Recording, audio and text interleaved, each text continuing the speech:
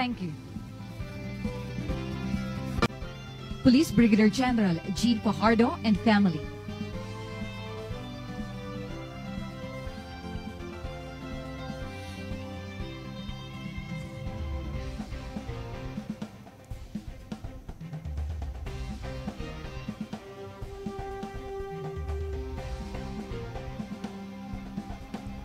Thank you.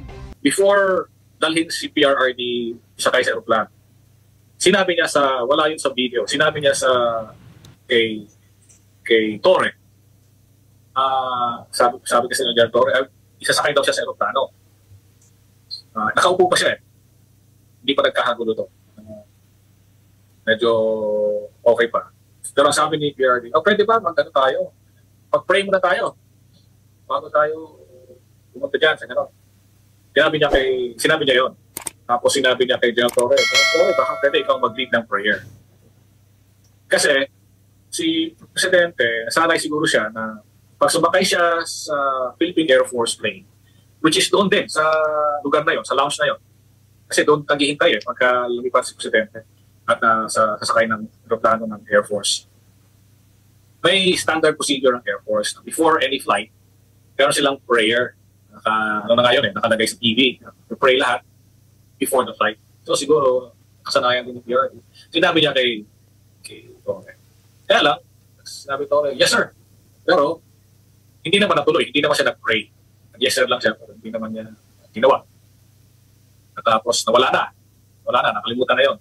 Kaya ako naman, nung nandun na siya sa aeroplano, medyo tahimik na yung wala masyadong tao, sinabi ko doon sa nagbabantay sa aeroplano, pwede ba akong umakyat?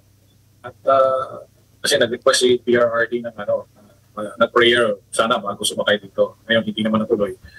Magpe-pray lang kami. Hindi pa daw sila nagtira, etc. But eventually pumayag naman. So umakyat ako. Wala nang video yun. Then, nag-pray kami. I led the prayer. Nandun si Sir Bingbong, nandun si Presidente, at yung kanyang aide at nurse. We prayed. We prayed for safety, for blessing, for PRRD, na sana ingatan siya, all things, maayos mangyayari. All things will work together for good. As in Romans 8:28. So, yun lang yung and then after the prayer, sabi niya sa akin, sir, ingat kayo doon, and take care of your health. Sabi niya, don't worry about me. I'll be okay, I'll be fine. Kaya sinabi niya. Of course, it was very emotional. Basta ako, diba? So that, I went to see General Torre. Sabi ko, baka pwede pang accommodate ng isa pa, pasahero. Sabi niya, tulo na siya, wala nang tulo na yung plano. Okay. Kasi siyempre, kawawa naman si Presidente magbiyahe, sila lang na doon. So, kadalasan kasi pagka lumalabas si Mayor o si Tatay Digong, ay sinasamahan namin. Kasi siyempre, parang kaibigan at dating Presidente. Malungkot naman siya lang mag-isa. Kaya yung mga kasama namin na mga retired generals, usually keep him company para lang magkapantuhan. Nothing else. Pantuhan lang para keep him company. But I think kung ba ang hindi nakita doon, siguro ang nakita naman lahat kasi yung mga panghaharas na ginawa nila kay Presidente. Talagang ang hindi siguro nakita doon or nasabi na the former president was really willing.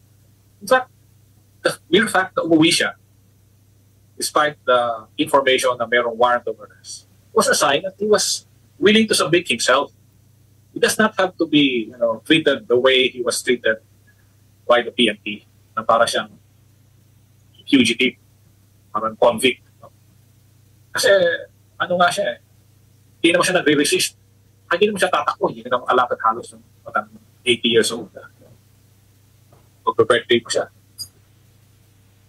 Yun lang naman ang parang talagang inano namin doon. The way he was treated. Was not necessary that he be treated that way. Because wala namang threat sa amin. Wala namang tatakbo. Nasa loob naman ng kampo. Nasa loob naman ng airport. Secured naman yung airport. Secured naman yung Air Force camp. Wala namang mga armado sa amin. So, talagang, I would say, overkill. Term namin. Overkill yung execute na yun. Unnecessary yun.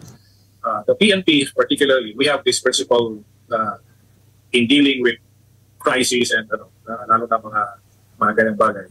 Meron tayong tinatawag na maximum tolerance. Ibig sabihin, i-tolerate natin. And kahit na medyo ang polis ng dehado, okay lang. Kasama yun sa trabaho. Mapukpok ka sa ulo, mapatuka, maduraan ka, mawisan ka, makipag, buno sa mga rallyista o gano'n. But we tolerate without maximum tolerance. Ito namang nangyari dito, wala namang resistance. Grabe yung pag-execute, sobra-sobra. It was really a show. I think it's more of a show. The PNP wanted a show. Gusto nilang ipakita na gano'n, sinadyata na ganyan, pinlano na gano'n, sobra-sobra para for whatever purpose or whatever objective they had.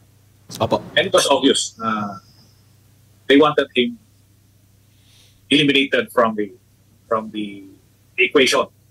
Mawala siya dito. Ay, sa tingin ko talagang merong violation. Kasi si PRRD ay Pilipino at nasa Pilipinas tayo. Ang umiiral na batas dito sa Pilipinas ay batas ng Pilipinas. Hindi maaaring mas mataas ang batas ng ICC o ng Interpol sa mga batas at procedures ng Pilipinas. So kung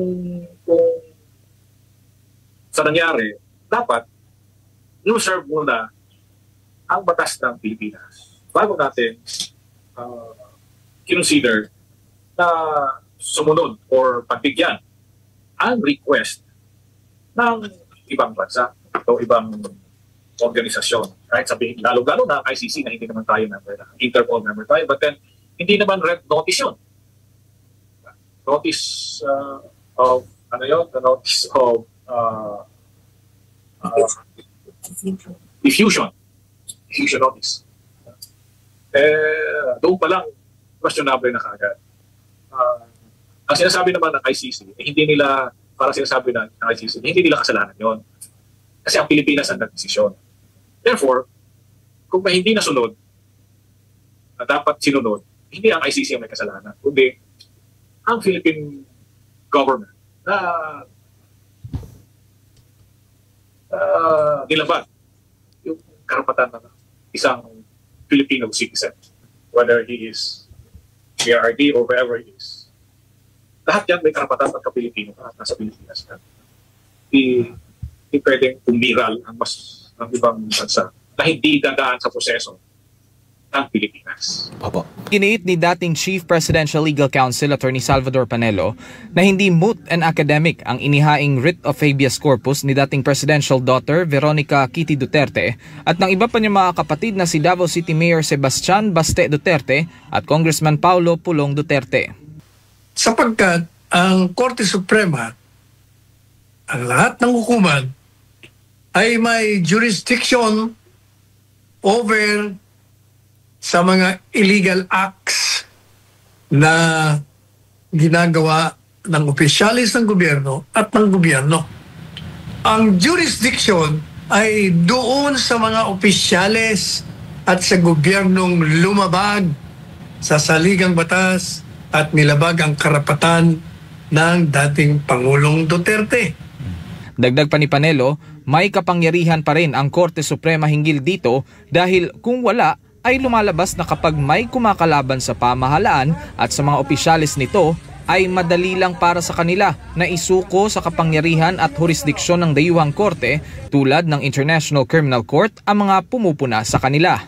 Sinicircumvent na lang yung ating batas. Hindi maaaring ang isang mamamayang Pilipino pag ito'y inaakusahan natin ng krimen na ginanap o ginawa dito sa ating bansa, hahayaan natin ang isang dayuhang bansa o dayuhang institusyon o dayuhang hukuman ang liliti sa kanya.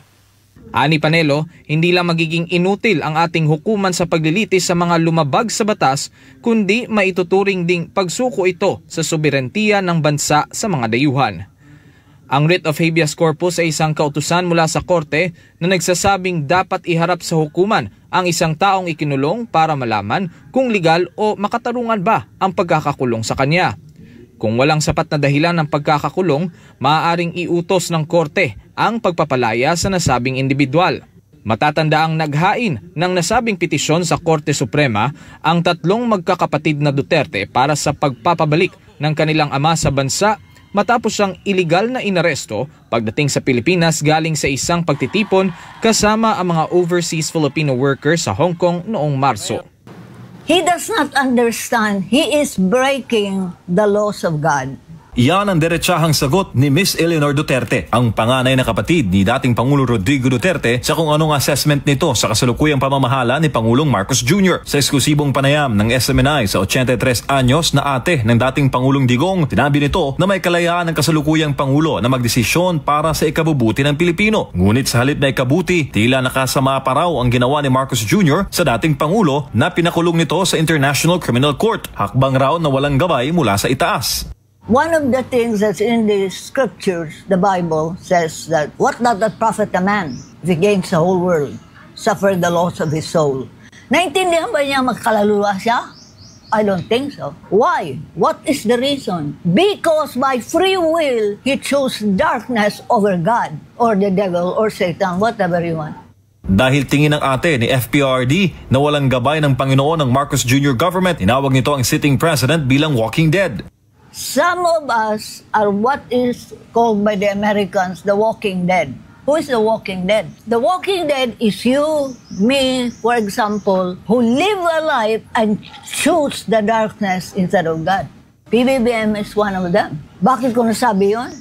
He breaks every human law possible, let alone di niya naintindihan ng higher law. All our human laws is based on a higher law. Di ba naintindihan ng tao yan? Bukod sa kanilang pamilya, iginiitri ni Miss Duterte na ramdam na mayorya ng mga Pilipino ang inustisya sa bansa. Dagdag pa riyan ang mataas na presyo ng bilihin, paglaganap muli ng iligal na droga at korupsyon sa gobyerno.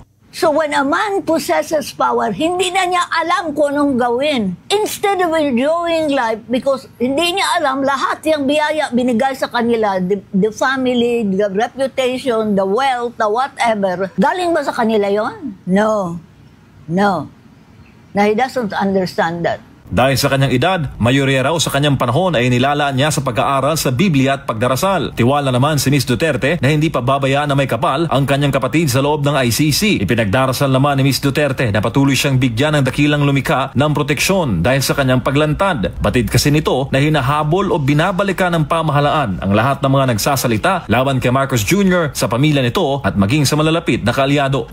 Therefore, what will happen to him, I don't know. God is the ultimate judge. Kung masabi ng mga tao, karma na yan.